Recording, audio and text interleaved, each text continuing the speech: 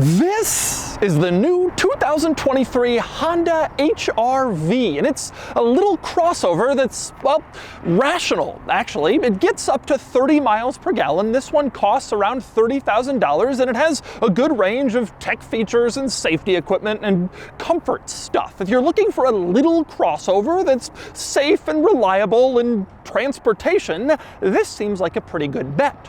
So today I'm going to review the new HR-V and see if I can find any quirks and features. Before I get started, be sure to check out Cars and Bids, which is my enthusiast car auction website for cool cars from the modern era with free listings. You can list your cool car for free and auction it on Cars and Bids. And we've had some great sales recently, including this Tesla Model X Plaid, which sold for over $124,000, this fantastic Porsche Cayman GT4, which sold for $131,000, and this wonderful Tesla Model Y Performance, which brought $57,500. If you're looking to buy or sell a cool enthusiast car from the modern era, the 1980s to now, Cars and Bids is the place to do it. With daily auctions and great selection, check it out at carsandbids.com.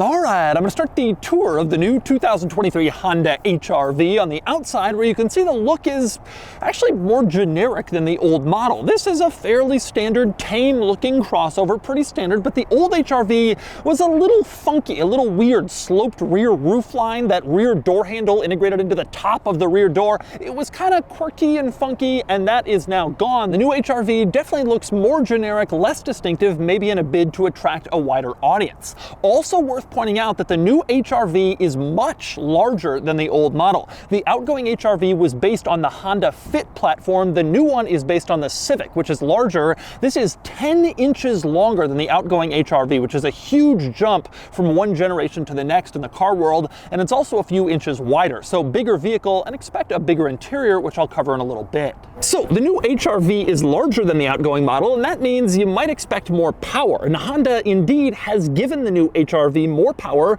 to compensate for its larger size, but not as much as you might expect. The outgoing HR-V had a 1.8 liter four-cylinder with about 140 horsepower, and everybody thought it was slow. The new larger HR-V has a 2-liter four-cylinder with about 160 horsepower. It's an increase, but not a dramatic one. So the old HR-V did 0 to 60 in around 10 seconds. This is like 9.3, 9.4. It's a little quicker than the old model despite its larger size because of the more power, but it still isn't exactly fast, or even really slightly fast. Interestingly, the engine bay is quite large, and there's a lot of space left over in the HR-V engine bay in case you want more power and you want to coyote swap it. Okay, but anyway, exterior quirks in the new HR-V are tremendously minimal, which is no real surprise. This is a generic vehicle intended to have a broad appeal. They didn't really want to take any major risks, and I've only found, well, one really. The rear turn signal is tremendously small. Very tiny, thin little strip of turn signal line, but that's about the only unusual quirk, unless you maybe count the wheels, which have sort of a strange design in that the outer rim of the wheel is not silver. Instead, it has little segments of silver in between the spokes, but that's not really all that weird. At this point, we are grasping at straws for quirks, so let's move inside. But first, let's talk about trim levels. This is the top-of-the-line HR-V, the EXL model, which starts around $30,500 with shipping. But there are two other trims. The base model is called the LX. It starts around $25,000, and there's also a Sport in between those two. What makes the Sport sporty, you might ask? Well, it has black accents and apparently some orange trim. It is not actually sportier, it just looks a little bit sportier, apparently. Now, front-wheel drive is standard on all HR-V models, but you can get all-wheel drive as an optional extra. It's about $1,200, $1,300 extra, and when you do get it, it is denoted by a little badge in the back that is actually a decal on the back window. So if you don't want people to know that you're a big spender who got all-wheel drive, just take off the decal, and you look like an everyman. But anyway, now it is time to move inside the HR-V and trying to find some quirks in this interior. There are a few little ones, like for example, this giant mesh strip of climate vent that goes all the way from the center over to the passenger side of the dashboard. This is not one giant climate vent. There's a big period on the passenger side of the dashboard where it doesn't do anything, but it does look kind of cool. They also have this in the new Honda Civic, and frankly, I like how it looks, kind of keeping this mesh theme going the whole way across and sort of hiding the climate vents. Another quirky thing in this interior is the bridge. The center console has a little bridge from the gear lever to the center console storage area. It has a few buttons and controls on it, and beneath that there's the storage area, and you have your HR-V interior bridge, which is kind of odd. But really, it's mostly just normal in this interior, normal Honda. Like I said, this car is intended to sell to the masses, so it has to be pretty generic and pretty catch-all, appealing to everybody,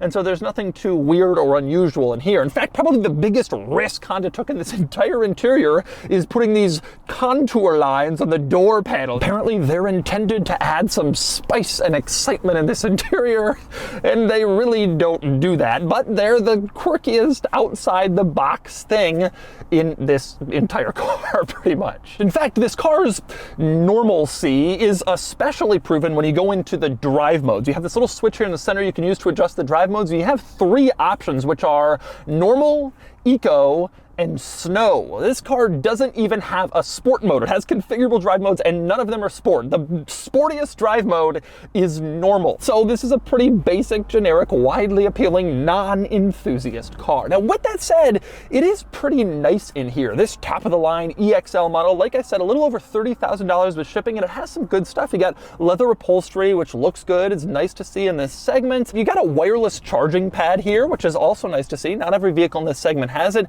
You have heated seats, dual zone climate control, and a couple of screens, which I'll get to in a second. It's a pretty decent interior, just not exactly a particularly enthusiasty car. Now, also worth pointing out, the transmission. This car comes standard with a CVT automatic transmission. The old HR-V offered a manual at some point, but that's no longer the case. CVT automatic only in here. But next, let's talk technology. This car has a center infotainment screen, as you can see here, kind of stuck on the dash, and it's not the greatest infotainment system. I also reviewed it in the new Civic, and it's fine, but most rivals do this better. For one thing, the screen isn't really all that big, and so you can't really show two things at once. You can't be having the map in one area and the music in another. In fact, you can't have the map in this screen at all because this car doesn't have a navigation system, which more and more people are getting used to using their phones, but this infotainment system still feels just not as comprehensive or advanced as what you'd get in some rivals. I recently reviewed the new Kia Niro EV, which is their subcompact electric crossover, and its infotainment system was kind of miles ahead of this one. Now, you do have a gauge cluster screen to supplement this screen, and this also is pretty good, similar to what you have in the new Civic, and you can scroll through various different things and see various pieces of information for the driver on here, but again, not tremendously configurable. It doesn't have like cameras or map functionality or anything huge here. The screens give you the basics, but they're not like above and beyond in terms of tech. And next up, we move on to the backseat of the new HR-V, which is actually surprisingly large. There's quite a bit of rear seat room back here for legs, knees. I'm a tall adult, and I have decent space back here. Now, I mentioned that the new HR-V is 10 inches longer than the old one, and you especially feel that in back. Surprising for a subcompact crossover, just how much space there is back here. It's pretty good. Now, with that said, it's also a little disappointing just how much stuff there isn't back here. Like I said, this is the top-of-the-line EXL model, and you don't have rear climate vents, although you do have a hole where they could have been. You also don't have rear charge ports, although you do have a little panel where they obviously should be, but they aren't. They probably use this center console in other models that offer those features, but apparently they're not offered here. Now, you do have leather upholstery back here, just like you had in front, and you also have those horizontal lines on the door panel to make things a little bit more exciting in the back. Ah, yes. Now, one interesting luxury touch back here, you have individual rear seat reading lights. That's not all that unusual. The strange part is they're mounted on the ceiling, on the headliner, and you just tap to turn them on, and then it shines down directly into your lap where you would actually be reading. So many cars mount these like above the door by the grab handle, but this car has them kind of in the right place where you'd almost expect to see them on a Maybach or a Rolls Royce, or a Honda HR-V. And next up we move on to the cargo area of the new HR-V, which is completely normal. Fairly standard small crossover cargo area. Nothing particularly interesting or exciting back here, although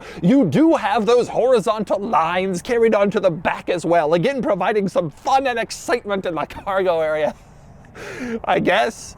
Other than that, again, pretty standard cargo area. You do have a little bit of extra cargo storage under the floor. You lift it up, and there are a few little spots under there where you can stick stuff if it's valuable and small and you don't want it rolling around in the cargo area. Otherwise, pretty normal. All right, driving the new HR-V. And as you can imagine, the driving experience is similar to just about everything else, which is to say that it's fine. If you're looking for a subcompact crossover, this is fine. This drives normally, it drives like you'd expect.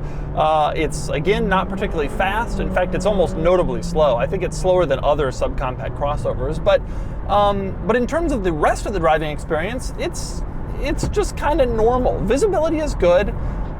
You don't sit up as high as I was expecting, as I think some people wish they could when they buy a crossover. High seating position is often something people are looking for, and these tiny crossovers, more and more are they kind of feel like hatchbacks, really, just a little bit raised up. This one feels lower than other SUVs and crossovers on the road as you drive around. But with that said, wind noise is pretty good in this car. Driving on the freeway, going relatively fast, you don't hear as much as you might expect. You hear some tire noise. You do hear the engine, the powertrain, quite a bit. The powertrain and transmission are a little drony, a little louder than you might want them to be, and that's kind of a truth of this car and a truth of other subcompact crossovers. At the end of the day, this thing in the $30,000 price range, you're not going to get the very best in terms of noise deadening, and you're going to hear some sound. And in that respect, I'm a little surprised that wind noise is as quiet as it is. Interior room is a really nice benefit of this car. I'm sitting here up front, and I'm obviously taller. I have great room in here, headroom, knee room, leg room, all of it. And even with the seat where I sit, I have decent room behind me, which is surprising. Like I said, this car has grown quite a bit compared to the outgoing model, and you really do feel that on the inside. They've made it larger, roomier on the inside for a subcompact crossover. And it's worth pointing out, we're getting less in the subcompact territory with the HR-V and now more in the compact. This is closer in length to a Toyota Corolla, which is a compact car, than to the old HR-V, which was much smaller. And so this is kind of feeling larger. As the CR-V gets larger, so does this. Now, one other item worth noting that I've noticed is the ride quality is a little rougher than I expected. You feel bumps a little bit more than I was expecting you would, and the suspension kind of puts up a little bit of a fight. You kind of hear it down there. It's loud. It's a little bit clunky. These are just kind of realities of having like a little subcompact crossover. You know, you're not going to get a high-end luxury car. The transmission, engine noise, the suspension clunkiness, that's the kind of thing that comes with it. Although this model at the top of the range, you know, you get in, you see the leather seats, you have nice adaptive cruise control. You can get lulled into thinking this is a pretty nice car, but ultimately it's based on the Civic, and it has some little car qualities that make it kind of feel a little bit on the cheap side. As for driving experience, steering and handling, I find it to be, you know, relatively dull. I mean, it's dull, it's muted, it's simple, it's basic. It's not particularly engaging or exciting, this car. It's not really fun to throw around. This is ultimately just not an enthusiast car, and I think most enthusiasts wouldn't be happy in it. I think what this car is for is providing reliable, simple transportation to kind of a broad swath of people who just don't care that much about driving.